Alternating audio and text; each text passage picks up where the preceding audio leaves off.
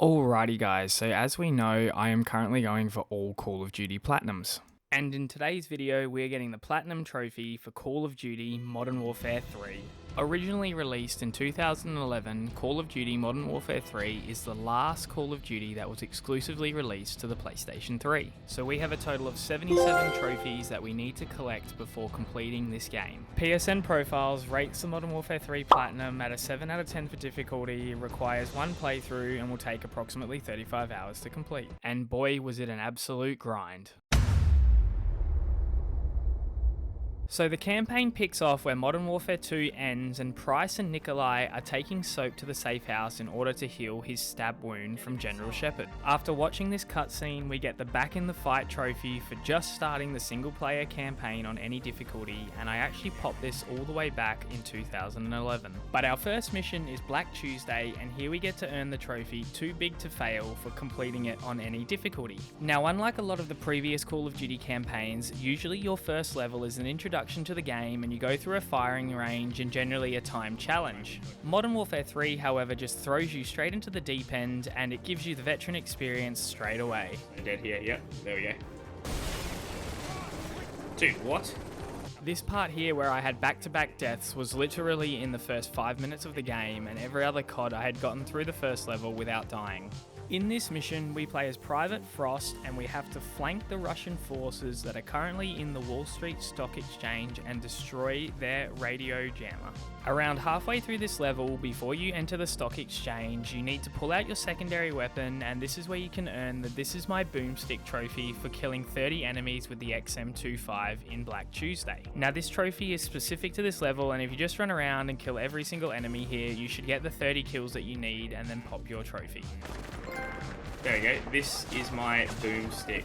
After successfully eliminating the Russian forces, we fight our way to the roof and then plant a thermite charge on the radio jammer. After destroying the jammer, communications are restored between all American soldiers, however we are then ambushed by several Russian forces on opposing roofs. We then have to extract on a Black Hawk, however we are chased by several Russian Hinds. I honestly don't think any game has ever thrown me straight into the action like the very first mission here in Call of Duty Modern Warfare 3, but I honestly loved every single minute of it and this mission was just so fun. However, after shooting all of the Russian helicopters down, one of them crashes into us and then our helicopter is also going down.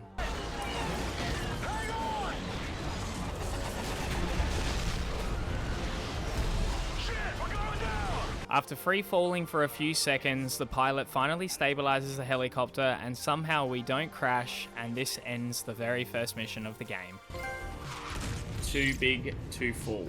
Our next mission is Hunter Killer, and here we get to earn the 2 trophies Wet Work for completing it and the Big Apple for completing it on veteran difficulty. This mission takes place directly after the first one, and we return to Private Frost, and here we need to infiltrate the Russian submarine and then use its torpedoes on its own fleet. After disabling the submarine with some satchel charges, it then surfaces, which allows us to infiltrate inside, and we have to take out every single Russian member on the ship.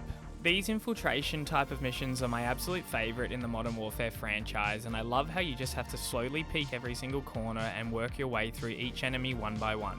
After successfully eliminating all of the Russian forces on the submarine, we then arm the missiles and launch them onto the Russian fleet. We then have to extract via the Zodiac boats in the middle of the Russian forces. However, when we are pursued, this literally looks and feels like a movie scene, and it is one of the most epic parts of the entire campaign. Shoot the mines!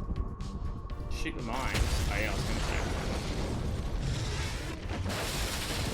say. Jeez, okay. I'm from America. Nice, nice. We then successfully board the plane on the Zodiac and thus complete the mission. Wet Work. The Big Apple. Our next mission is Persona Non Grata, where we get to earn the trophy Carpe Diem. Here we return to the events after Modern Warfare 2 and pick up the story of Price, Soap, Yuri, and Nikolai. Makarov's men have somehow tracked us to Nikolai's safe house, and here we have to defend against an onslaught of enemies in order to allow the Doctor to operate on Soap. The Doctor, however, cops a stray bullet to the head, and then the group need to extract Soap through the town to a helicopter. Makarov's forces appear to be too strong, and the only way the group is going to extract is through the use of this little mini tank. Yuri then controls the tank through a computer and helps guide Price, Soap, and Nikolai to the safety of the helicopter. Run, run, run, run, run, run, run! Run!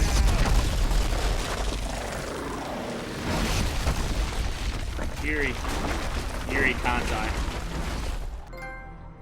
Carpe diem. The next main mission is Turbulence, and here we get to earn the trophy Frequent Flyer. We play as a Russian Secret Service agent and have to defend the Russian president as his plane is hijacked. After escaping the first room, here is where you can earn the missable trophy Flight Attendant, where you need to kill 5 enemies during this 0G sequence.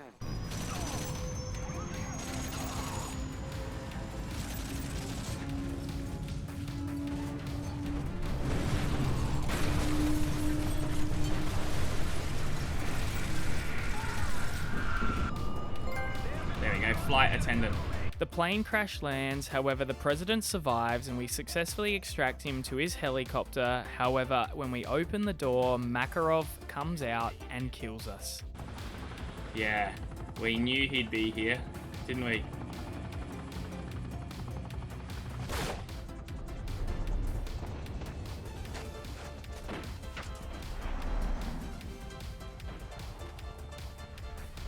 Makarov. What a man. Frequent Flyer.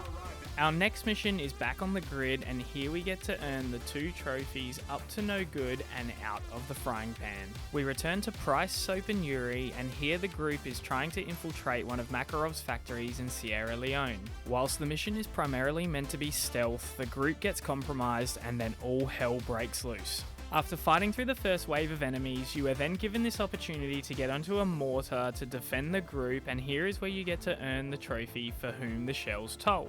This is a missable trophy, and here you have to destroy all of the targets with only 4 shells.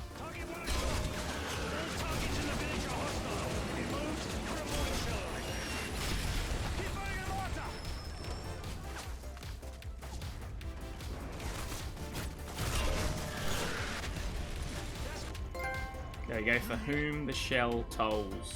Now in typical Call of Duty fashion, the group were too late and the shipment escaped, so basically this mission was a complete failure. Up to no good. Our next mission is Mine the Gap, and here we get to earn the trophy One-Way Ticket. In this mission, we need to intercept a chemical weapon and prevent it from being used in London. The van is however empty, and then the group need to intercept a train that has been hijacked by the terrorists and prevent the chemical weapon from being unleashed on London's public. Jesus. Bro. This in like real life, I would be so like scared. After successfully stopping the train, the group then emerge to the surface and stop what they believe is the truck with the chemical weapon. However, the terrorists are much smarter than that, and then World War III begins. Jeez. One-way ticket. Our next main mission was Goalpost, and here we get to earn the trophy Welcome to World War III. We return to play as Private Frost, and here we go to Hamburg, Germany in order to extract the Vice President of the United States. Now, if you've been following a guide, this is likely where you will get the Informant trophy for collecting your 22nd intel item. Prototype greater than... Yeah, there we go. Informant. Now, after successfully finding the president, we hit the halfway mark of the campaign, and overall my veteran playthrough had felt pretty straightforward. Welcome to World War III. Our next mission is Return to Sender, and here we get to earn the trophy Sandstorm and Payback. In this mission, Price, Soap and Yuri need to capture Warabi, who is responsible for distributing Makarov's chemical weapons. After questioning them, he gives up the name Volk, who is the person responsible for creating the chemical bombs. Price then kills Warabi, and the group extract while a sandstorm rolls in. Sandstorm. Payback. Our next mission is Bag and Drag, and here we get to earn the trophy Backseat Driver. In this mission, we return to Private Frost and we infiltrate Paris in order to capture Volk. As you are pushing up to Volk's safe house, here is where you can earn the Danger Close trophy for taking down a chopper with the AC-130 smoke grenade. Danger Close. After finding Volk hiding in the catacombs, we then chase him back to the surface and then capture him. Through this. Jeez.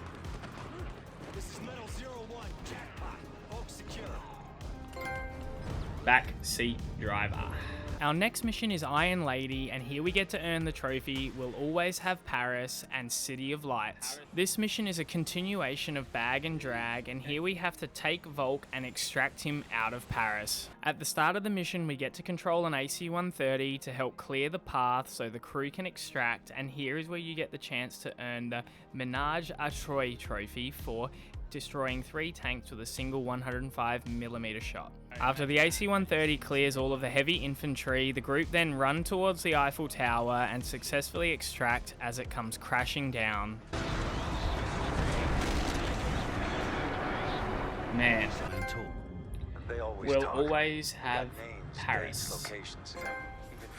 City of Lights. With Volk secured, our next mission was Eye of the Storm, where we get to earn the Viva la Revolution trophy. In this mission, we return to play as Yuri, and here him and Soap have to stealthily make their way through Prague. Viva la Revolution. Our next mission was Blood Brothers, and here we get to earn the trophy Requiem. In this mission, we return to play as Yuri, and we are here to provide support for Captain Price as we try to assassinate Makarov. However, in typical Makarov fashion, he reveals that Yuri is his friend, and then a bomb goes off, nearly killing him and Soap. Bro, this would hurt. Grab onto something, boys. Protoss just dropped the fool. The fall critically injures Soap, and then Price and Yuri have to carry him to safety. And from Greece? Bro, sick. Greece, what a place. After getting Soap to safety, he unfortunately dies of his wounds, but reveals in his last breaths that Makarov knows Yuri. Oh, no. Soap! No, Not Soap. Soap! You have to go now! Requiem. Our next main mission is Stronghold, and here we get to earn the trophy Storm the Castle and the Darkest Hour for completing it on Veteran difficulty. In this mission, we continue playing as Price and Yuri, and here we have to storm a castle to find Makarov's location. Price and Yuri successfully infiltrate the base, and here they overhear a conversation between Alexei and Makarov that reveals that Makarov's men are going to kidnap the Russian president's daughter in order to get the nuclear launch codes from the president. The guards are then alerted to Yuri and Price's presence, and then the pair have to escape through Nikolai. Oof. Bro. I can't remember where my local McDonald's is, let alone where I am on the world map. Would you ever platinum Fortnite? Oh, too hard, Mason. Way too hard to platinum Fortnite. Storm the castle. The Darkest Hour. Our next main mission was Scorched Earth, and here we get to earn the trophy Bad First Date. We return to play as Private Frost, and here we need to save the Russian president's daughter. However, we are too late, and she is taken by Makarov's men. Bad First Date. Our next main mission was Down the Rabbit Hole, and here we get to earn the trophy Diamond in the Rough. In this mission, we return to play as Yuri, and we need to save the Russian president and his daughter.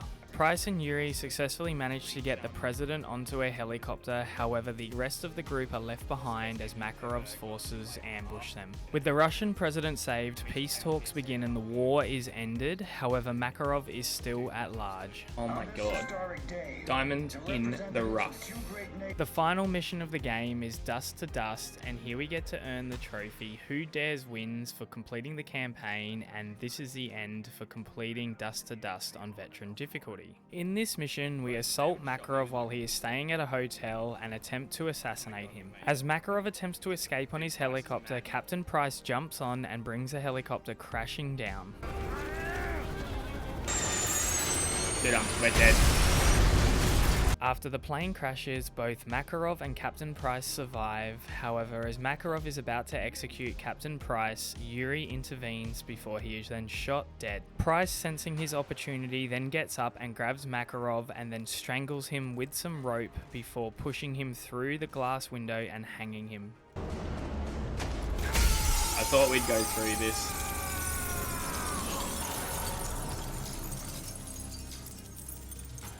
Wow. What an ending. Who dares win? This is the end. The best of the best. With the campaign now finished, I then returned to the mission persona non grata in order to clean up 3 miscellaneous trophies that I missed. The first one was Strike, and this is for killing 5 enemies with a single grenade. There we go. Oh my god, Strike, yes. My next trophy was Jack the Ripper, and this was for meleeing 5 enemies in a row. There we go, Jack the Ripper. And then the final trophy for us to get was What Goes Up, and this is where you need to destroy all choppers with the tank using only the grenade launcher. Oh, there we go. What Goes Up? My next mission to complete the campaign cleanup was Return to Sender, and here I had to kill 20 enemies in a single chopper gunner run. Alright, did we get that? Yes. Kill box. And then our final miscellaneous trophy to get was 9, which is for killing 9 enemies with A10 strafing runs in Scorched Earth. There we go, 9. And then the final campaign trophy was for collecting the 46 intel items. Scout Leader.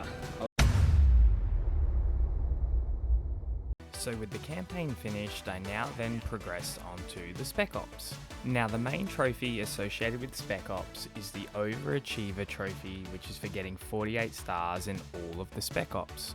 Basically, you have to complete every single Spec Ops mission on veteran difficulty to get these 48 stars. Now when I bought this game as a 13-year-old, I also bought the DLC, and I was sneakily hoping that the stars that I would get in the DLC missions would help get me towards the 48 stars for the Overachiever trophy. So I decided to start with the DLC missions in the hope that it would count.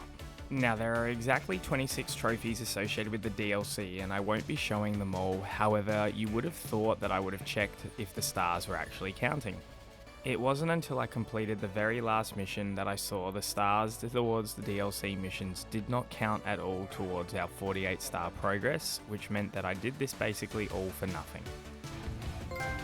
Discriminating buyer. Now I had earned a total of 8 stars previously from playing this game earlier, however it only meant that I had completed 2 missions and I still had a whole heap left to go. Now this is where the real grind for this platinum begins, as you don't get any trophies for doing anything special in any of the Spec Ops missions besides earning the stars. Now I managed to make my way through all of the missions by myself, and some of them I did need a YouTube guide on, however there are 2 that you will need a partner. Now I couldn't find a game online, however to save the hassle I got my brother to help me on split screen, and this was pretty easy and straightforward to do. So the first trophy that we got was No Assistance Required, and this was for completing a Spec Ops mission mode on Hardened or Veteran with no player getting downed. No assistance required. And so after that we then moved on to the final Spec Op mission, and here we popped the Tactician trophy for earning 1 star in each mission on Spec Ops, and then the Overachiever trophy for getting all 48 stars. In a sec. Now that should put me Tactician. Overachiever.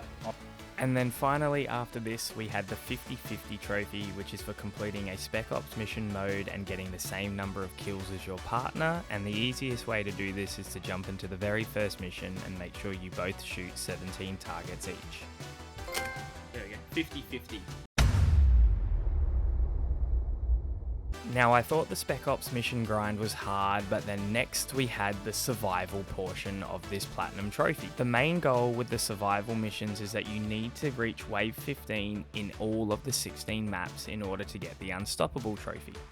There are a total of 16 maps you have to do, and it can take anywhere between 20 to 30 minutes to get one map done, so you can see that this will take you quite a while.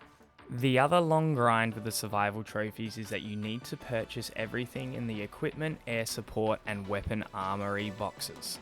In order to be able to buy everything, you need to be at the maximum level 50 to unlock everything. Now what's actually crazy is that I did all of the DLC Spec Op missions, and these count towards your leveling. However, I wasn't even close to level 50 when I finished all of these survival missions. I think I was around level 46, and so I had to spend another hour or 2 just grinding through Lockdown, trying to get the maximum amount of points possible so then I could get to level 50 and then purchase everything in the armories. The other thing that also sucks is that there really aren't any trophies associated with this mode, and so you basically just grinding through waves and waves of enemies with no real goal except for reaching level 50 and surviving to wave 15. But after grinding through all these levels and then earning enough money, I finally bought the last item that I needed in the survival weapon armory and popped my platinum trophy. Serrated Edge. Over Easter. There we go. Unstoppable. Yeah, defense spending. Yeah, danger zone. Arms dealer. And all in. Yes. There we go. Now the Call of Duty Modern Warfare 3 Platinum Trophy left me sitting on the fence.